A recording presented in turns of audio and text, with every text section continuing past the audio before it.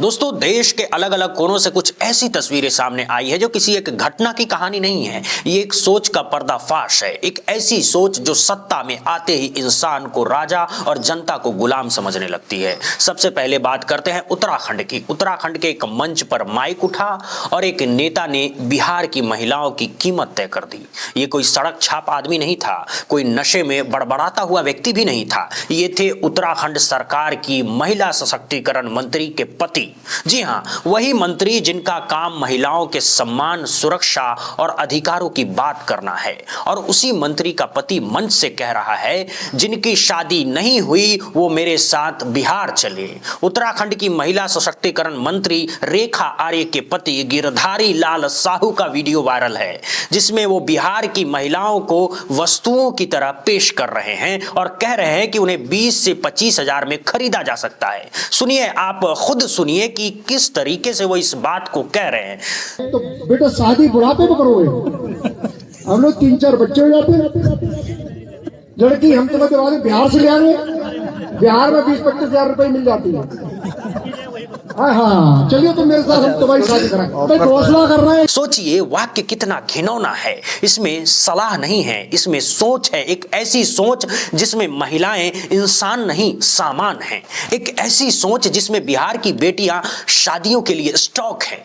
और ये सोच यूं ही नहीं निकलती, इसे सत्ता का संरक्षण मिला हुआ है। और अगर यही बयान सोचिए किसी आम आदमी ने दिया होता, वैसे तो ये बयान कहने के लायक ही नहीं है। ये कहा जाए कि जो भी व्यक्ति इस बात को कहेगा वो अपने आप में उसे शर्म करनी चाहिए। सोचिए, अगर यही बात किसी आम इंसान ने कही होती तो अब तक पुलिस उसे उठा चुकी होती। लेकिन यहाँ बोलने वाले हैं मंत्री जी के पति, इसीलिए बयान वायरल हो रहा है, बवाल मचा है और सत्ता चुप्पी साध लेती है। सवाल यह है कि क्या सत्ता में बैठे लोगों के रिश्तेदारों के लिए कानून अलग होता है? क्या महिलाओं का अपमान भी पावर देखकर तय होगा? यह बयान सिर्फ बिहार की महिलाओं के लिए नहीं बल्कि देश की हर महिला का अपमान है।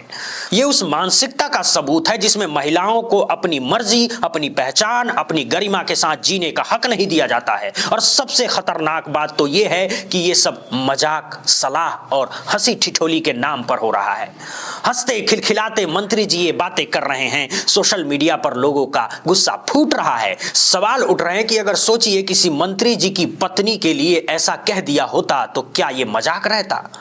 क्या तब भी इसे गलत तरीके से पेश किया गया बयान कहा जाता? नहीं, तब पूरे प्रदेश में हंगामा होता, बीजेपी कार्यकर्ता लेट लेट के प्रदर्शन कर रहे होते। लेकिन जब निशाना बिहार की महिलाएं हैं तो सत्ता को फर्क नहीं पड़ता। अब जरा इस आदमी के अतीत पर भी एक बार नजर डालिए। जो व्यक्ति सरेआम महिलाओं को लेकर इतनी घिनौनी बातें कर रहा है, उसके खिलाफ धोखाधड़ी के कई मामले दर्ज हैं, उस पर गंभीर आपराधिक आरोप है, यहां तक कि हत्या और किडनी ट्रांसप्लांट जैसे सनसनीखेज मामलों के आरोप भी हैं। और ये सब रिकॉर्ड में मौजूद है। दोस्तों, अब सवाल ये नहीं है कि उस पर केस है या नहीं, असली सवाल ये है कि ऐसा व्यक्ति मंच तक पहुंचा कैसे, उसे माइक किसने थमाया और मंच पर पहुंचकर वो इस तरह की बातें कैसे कह रहा है। लेकिन दोस्तों, ये कोई एक बयान नहीं, ये एक पैटर्न है। उत्तराखंड को ही देख लीजिए। पहले नॉर्थ ईस्ट के एक युवक पर नस्ली हमला हुआ और उसकी मौत हो जाती है। फिर सरकार सामने आकर कहती है ऐसा नहीं होना चाहिए था, पुलिस कार्रवाई कर रही है। हर बार बातों से मामले को लिपापोती में बदल दिया जाता है। महिलाओं को लेकर आपत्तिजनक बयान आता है तो कहा जाता है इसे गलत समझा गया, बात को तोड़ मड़ोड़ कर पेश किया गया। मतलब साफ है, अगर पीड़ित कमजोर है, बाहर का है, महिला है या अल्पसंख्यक है तो हर अपराध को गलतफहमी बना दो। ये एक अलग ही रिवाज बन चुका है। विपक्ष का कहना है कि यह बयान जानबूझकर उछाले जा रहे हैं ताकि मीडिया का फोकस बदला जा सके। नॉर्थ ईस्ट के युवक की मौत पर सवाल न पूछे जाएं, इसीलिए इस तरह की बेसिर पैर की बातें सामने लाई जाती हैं और ये आरोप बेबुनियाद भी नहीं लगता। जैसे ही ये बयान वायरल हुआ, टीवी स्टूडियो बदल गए, बहसों की दिशा बदल गई और असल मुद्दा पीछे छूट गया।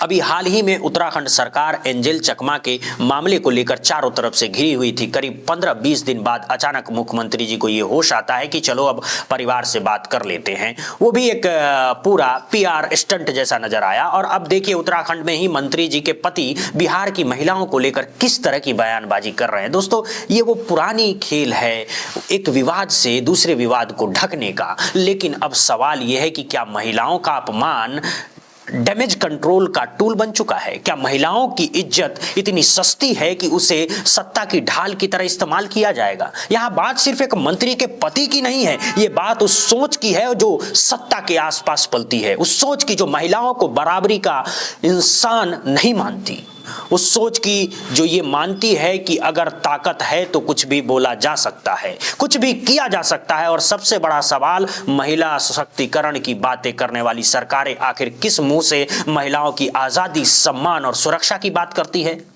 जब उनके अपने घर में ऐसी सोच निकलती है तो सड़क पर खड़े आम आदमी से क्या ही उम्मीद की जाए, और फिर ये उम्मीद कैसे की जाए कि हमारी महिलाएं और बेटियां सुरक्षित रहेंगी?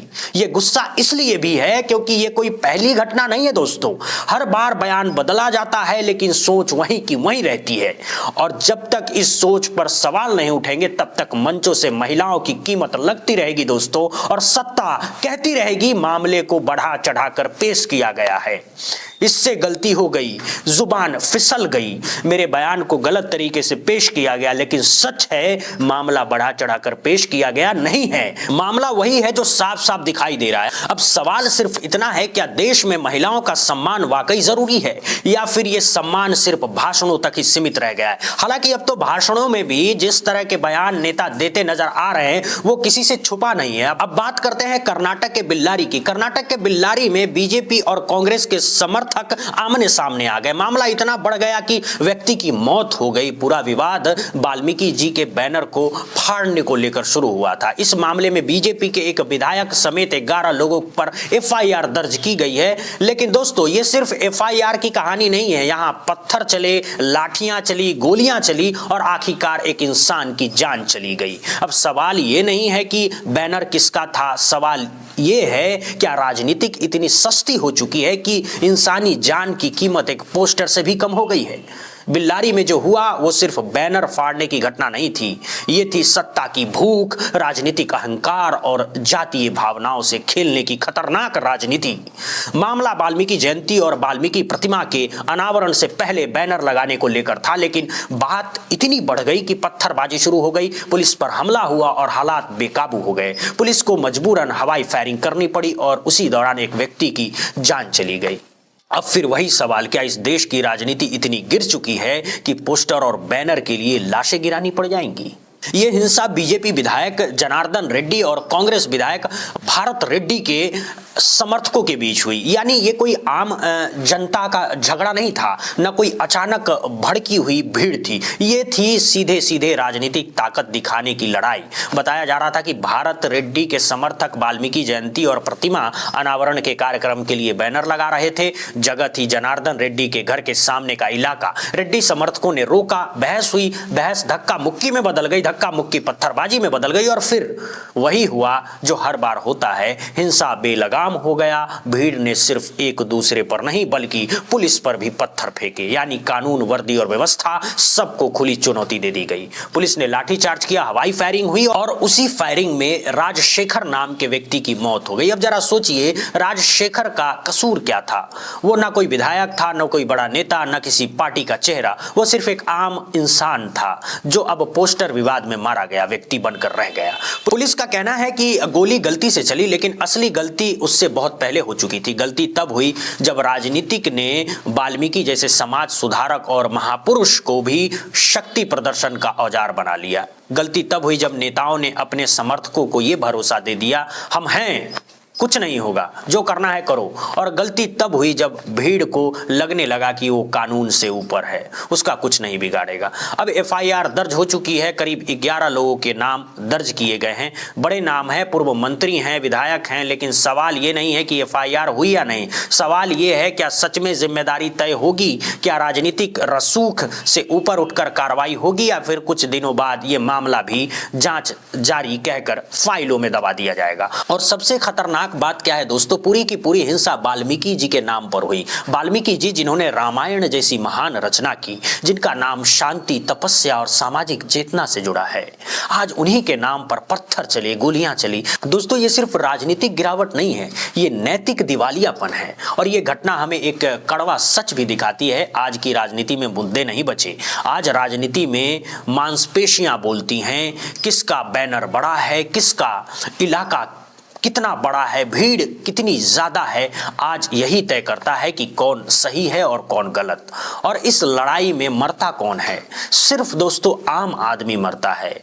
आज राजशेखर मर गया, कल कोई और मरेगा, और फिर क्या होगा? नेता बयान देंगे, जांच के आदेश आएंगे, मुआवजे की घोषणा होगी, लेकिन सवाल यह है क्या यह सिलसिला रुकेगा? जब तक राजनीतिक दल अपने समर्थकों को खुली छूट देते रहेंगे, तब तक नेताओं के घरों के सामने कानून रुकता रहेगा, और तब तक ऐसी घटनाएं हम बार बार देखते रहेंगे। ये गुस्सा इसलिए है क्योंकि ये मौत टाली जा सकती थी, ये हिंसा रोकी जा सकती थी, लेकिन किसी ने नहीं रोका, क्योंकि राजनीति के लिए एक इंसान की जान एक बैनर से कम कीमत की हो गई। अब मैं आपको काशी की एक और घटना बताता हूं। धर्म की नगरी, जहां भगवान का नाम गूंजना चाहिए था, वहां सत्ता का नशा गूंज रहा है। नया साल था, भीड़ थी, एक पुलिस अफसर अकेला ड्यूटी पर तैनात था। तभी एक बीजेपी पार्षद का बेटा आता है और कहता है, मैं नेता का बेटा हूं, रास्ता खोलो। पुलिस अफसर कानून की बात करता है और बदले में उसे क्या मिलता है? थप्पड़। एक नहीं, कई थप्पड़, गालियां, हमला। सोचिए, जिस वर्दी को देखकर अपराधी डरता है, वही वर्दी आज जान बचाकर भाग रही थी। और फिर पिताजी सामने आते हैं और कहते हैं, मेरे बेटे को जबरदस्ती पकड़ लिया गया है। यानी जिसने मारा वही पीड़ित और जिसने ड्यूटी निभाई वो आरोपी। वाराणसी में जो कुछ हुआ वो सिर्फ एक थप्पड़ की घटना नहीं है, ये है सत्ता के नशे, राजनीति, घमंड और कानून को जेब में रखने की मानसिकता की खुली तस्वीर। सोचिए, देश के सबसे बड़े धार्मिक शहरों में से एक में नए साल के दिन भारी भीड़ के बीच जो कुछ हुआ वो अपने आप में बेहद शर्मनाक है। और उसके बाद जिस तरह बीजेपी नेता के बेटे को बचाने के लिए उसके पिता सामने आते हैं, तरह तरह की दलीलें देते हैं, ये सब मामलों को और भी ज्यादा शर्मनाक बना देता है। तो बहरहाल दोस्तों, अब सवाल आपसे है, जिस तरह मैंने आपको एक के बाद एक ये तमाम घटनाएं बताई, इन सब पर आप क्या सोचते हैं? नीचे कमेंट बॉक्स में जरूर बताइएगा, अपनी राय जरूर दीजिएगा। दोस्तों अभी के लिए बस इतना ही। बहुत बहुत धन्यवाद, बहुत बहुत शुक्रिया दोस्तों।